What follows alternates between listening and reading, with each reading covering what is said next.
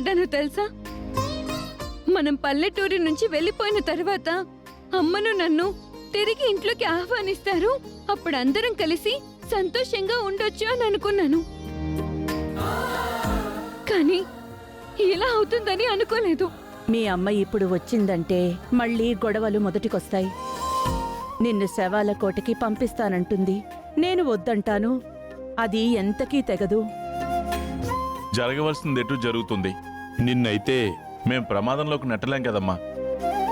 వశీకర అవనీల సమరం మొదలైనప్పుడు అవని వెనక మేముంటాం. ఆ విషయం గురించి నువ్వు ఎక్కువ ఆలోచించకు. అమ్మా అక్షయ, నువ్వు తిను.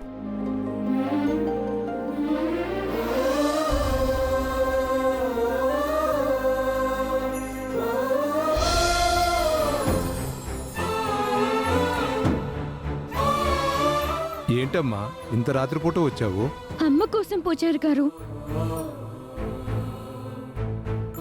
అవును పంతులు గారు, ఇంతకీ మా అమ్మ ఎందుకు ఎర్రటి దుస్తుల్లో ఉందని అడగాలనుకుంటున్నావు కదూ?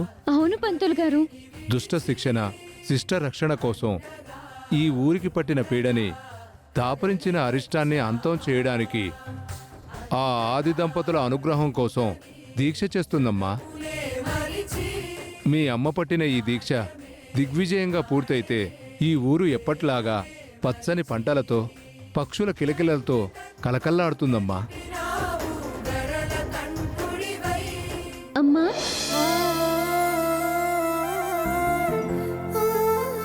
అక్షయ, అమ్మా, ఏంటమ్మా ఇలా వచ్చావు? నిన్ను చూడాలనిపించిందమ్మా, అందుకే ఇలా వచ్చేసాను. అయినా నువ్వు లేని ఇంట్లో ఉండలేకపోతున్నానమ్మా. నా చుట్టూ అందరూ ఉన్నా ఆనందంగా అనిపించడం లేదమ్మా. నువ్వు లేవన్న బాధ, నువ్వు రావేమోనన్న భయం నన్ను నిలబడనీయడం లేదమ్మా. అందుకే ఇలా వచ్చేసానమ్మా. నేను మనిషిని మాత్రమే ఇక్కడున్నానమ్మా, కానీ నా మనసంతా నీ చుట్టూనే తిరుగుతుందమ్మా. నిన్ను విడిచి ఉండడం ఈ అమ్మకి మాత్రం ఇష్టమా అమ్మా? కడుపున పుట్టిన నువ్వు కంటికి ఎదురుగా కనపడకుండా ఉంటే ఈ కన్న తల్లి పేగు ఎంత కదిలిపోతుందో నాకు తెలుసమ్మా. అయినా ఇంత బాధని బలవంతంగా భరిస్తున్నది నీకోసం, ఈ ఊరికిచ్చిన మాట కోసం. ఎవరైతే ఇక్కడి నుంచి వెళ్ళు అని అన్నారో వాళ్ళే నన్ను అక్కడికి తీసుకుని త్వరలోనే వస్తారమ్మా. అంతవరకు నువ్వు అక్కడే ఉండు. లేదమ్మా, నేను నీతోనే నీకు తోడుగా ఉంటానమ్మా. వద్దమ్మా, అసలే రోజులు బాలేవు. ఆ వశీకర వికృత చేష్టలతో వికటట్టహాసం చేస్తుంది. నిన్ను బలి ఇవ్వాలని బలమైన నిశ్చయంతో ఉంది. ఇలాంటి సమయంలో నువ్విక్కడ ఉండడం, ఇంత రాత్రి పూట నువ్విక్కడికి రావడం క్షేమం కాదు. నువ్వు జాగ్రత్తగా ఇంటికెళ్ళు. ఆ అమ్మవారి ఆశస్సులతో, అయ్యగారి అనుగ్రహంతో ఆ మాయల మారి వశీకరణి అంతం చేసి నీ ప్రాణాన్ని, ఈ ఊరికిచ్చిన మాటని నిలబెట్టుకుంటాను. వెళ్ళమ్మా. సరే అమ్మా.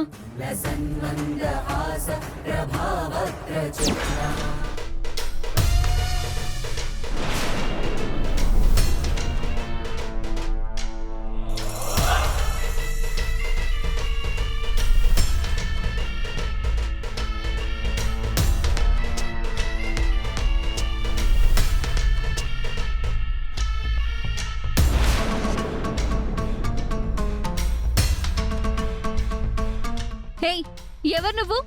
నా దారికి ఎందుకు అడ్డుగా నిలబడ్డావు? నిన్నే అడుగుతుంది, చెరుకు.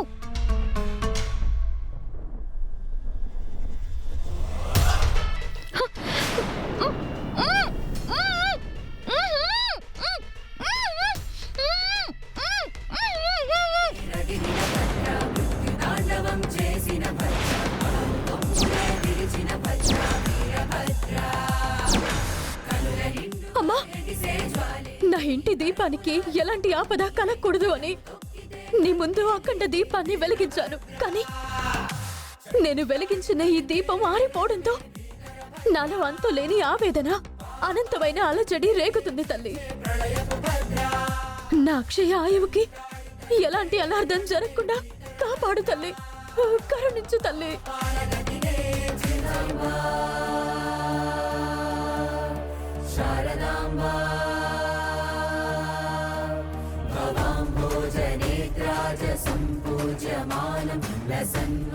దేదీప్యమానంగా వెలుగుతున్న ఈ జ్యోతిలాగే నా అక్షయ ఆత్మ జ్యోతి కూడా అజేయంగా వెలుగుతూ నిండు నూరేళ్లు వర్తిల్లే విధంగా అనుగ్రహించు తల్లి. నా కూతుర్ని కాపాడు తల్లి.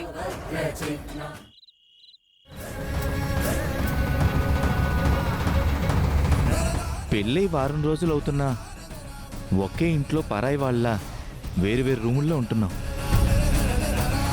ఈరోజు రాత్రంతా మాయతోనే స్పెండ్ చేయాలి. మాయా,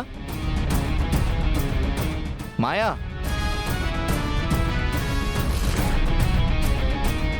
ఇంట్లో ఎక్కడా లేదే.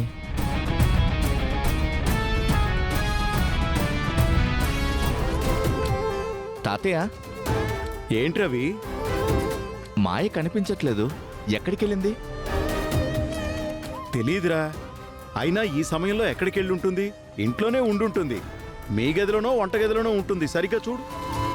నా రూమ్లో లేదు, కిచెన్ రూమ్లో కూడా కనిపించట్లేదు. బయట ఏమైనా ఉందేమో చూద్దామా? పద.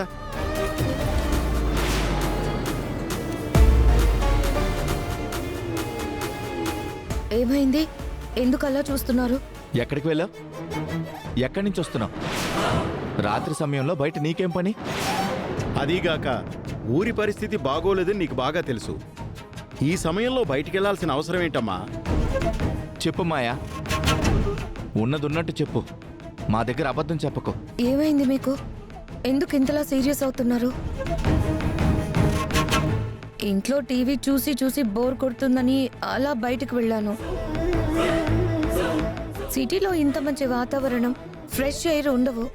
కనీసం ఇక్కడున్నన్ని రోజులైనా ఈ అట్మాస్ఫియర్ని ఎంజాయ్ చేద్దామని అలా వీధి చివరి వరకు వెళ్ళాను. సిటీలో ఇంత మంచి వాతావరణం, ఫ్రెష్ ఎయిర్ ఉండవు. కనీసం ఇక్కడున్నన్ని రోజులైనా ఈ అట్మాస్ఫియర్ని ఎంజాయ్ చేద్దామని అలా వీధి చివరి వరకు వెళ్ళాను. అదీ కాక డిన్నర్ తర్వాత కాసేపు వాక్ చేయడం నాకు అలవాటు. అందుకే వెళ్ళొచ్చాను. నేనేదో నేరం చేసినట్టు ఇద్దరు అలా అడుగుతున్నారేంటి? బయటికి వెళ్ళడం రాంగా రవి? ఈ టైంలో బయటకు తిరగకూడదా తాతయ్య గారు? తప్పేం లేదు మాయా, నువ్వు కనిపించకపోయేసరికి కొంచెం కంగారు అనిపించింది. అవునమ్మా, ఊరి పరిస్థితుల గురించి నీకు వివరించాల్సిన పని లేదు. నువ్వు కనిపించకపోయేసరికి కొంచెం కంగారు అనిపించింది.